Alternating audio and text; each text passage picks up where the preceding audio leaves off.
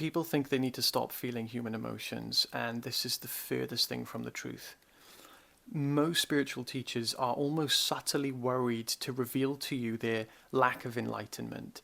And the biggest non-dual teacher who's come out and said this is Jeff Foster. If anyone hasn't seen that video yet, I really recommend checking it out.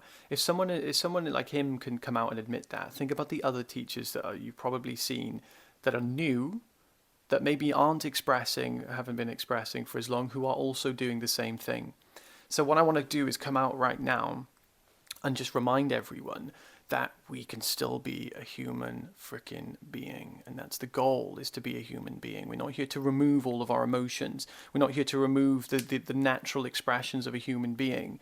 We're still going to be acting and behaving like a human being, albeit a very loving human being, a human being that has compassion, a human being that has wisdom, a human being that has a genuine care for everyone, that isn't judging anyone, that is actually wanting to engage with all people. But the thing is that what we've done is associated grief, fear, and anger with these things called blame, shame, guilt, and hatred. Blame, shame, guilt, and hatred are the things we actually suffer from when we are experiencing these human emotions. So, for example, if we're experiencing anger, most people have never experienced anger without blame. Therefore, they think blame and anger are the same thing, which means that they don't even notice blame is inherent in the anger. They experience the anger and they suffer the anger. And the problem with suffering anger is that we will naturally express it in a violent way if it is associated with blame. Because blame is the very thing that is the veneer of resistance over the emotion that is trying to get us to channel that energy. If we don't have any way to channel the energy and we don't know how to process that emotion of anger, the raw experience of it, we will create one. And the thing that we've unconsciously created as human beings is blame. And that blame will then express itself, or if it's with ourselves, it'll be guilt, you see, or shame, or hatred if it's with somebody else. So this is the way that we express these emotions unconsciously to try and compensate for not knowing how to process them. The same with grief. If we're grieving the death of a loved one, that isn't suffering. I know that firsthand. That's not suffering. I've experienced grief, which is a raw, natural human emotion. Then, if we superimpose any hatred, any blame, any guilt, any shame onto the experience of grief, then we will suffer the experience of grief. This is why people go through a grieving process for so long, because they have associated so much of these unconscious tendencies onto the experience of grief. They feel ashamed, they feel guilty, they feel all these things that are all coming from resistance. So what we're doing now is I just want to clear up that we can feel the natural human emotions without imposing the shame, blame, guilt, and hatred onto it. These four things are the only things to look out for. They're the only things that are causing suffering.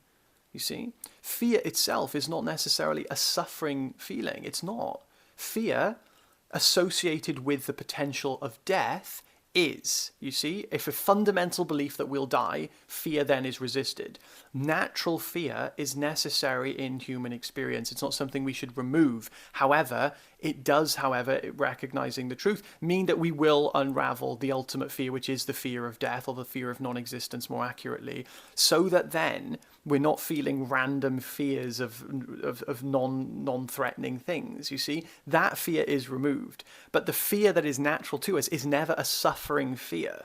It's a responsive and a reactive fear that is appropriate to the situation. Same with anger. Anger without blame, it has nowhere to go. It's a beautiful emotion that is just processed. So we need to really make these distinctions, because we either have to feel all of our emotions, or we feel none of them. And I would rather feel all of them, you see. And to feel all of them means we are able to express everything within ourselves without any blame, guilt, shame, or hatred. And the problem is that we have created and put on a pedestal these teachers, or these teachings, or these things, or that state of mind that we have to achieve, and then we make a perfect state. And the worst thing we can do is create a perfect state that we don't seem to have, that we have to then find. That is the absolute epitome to the entire spiritual path, is that belief. That was the biggest problem for me on my path. Creating a perfect state, not actually creating it, imagining a perfect state that a perfect teacher had, that I had to then believe that I was. And then I had to achieve that. In other words, enlightenment. That's what people have done. They've created a state that they have to attain that means this, this, and this doesn't happen, and this, and this happens. There are things that don't happen, and there are things that do happen. But we should never, ever make that the goal. The goal, forget about any word, any state of mind. The goal is peace. True peace and happiness, unconditional happiness. Happiness that has no condition. That means that saying, oh, this and this and this should happen, that's what unconditional, that's just saying a list of conditions that happiness should be. You see, we have to come to a stage where we mature from this. And it's not so easy if no one is there to reflect it to us. So I want this video to be a reflection of that and a reminder of that. You don't have to be perfect. You're never going to be perfect as a body and a mind. You feel guilt or shame one day, relax. Your goal is not to attain a state. Your goal is not to be perfect. Your goal is simply to be happy and free. Measure that. Use that as the measurement of your success. I have a free community. The link's in the description if you'd like to join. I give away free one-to-ones and coaching every single week. I'd love to see you there. Have a beautiful day, guys. Take care.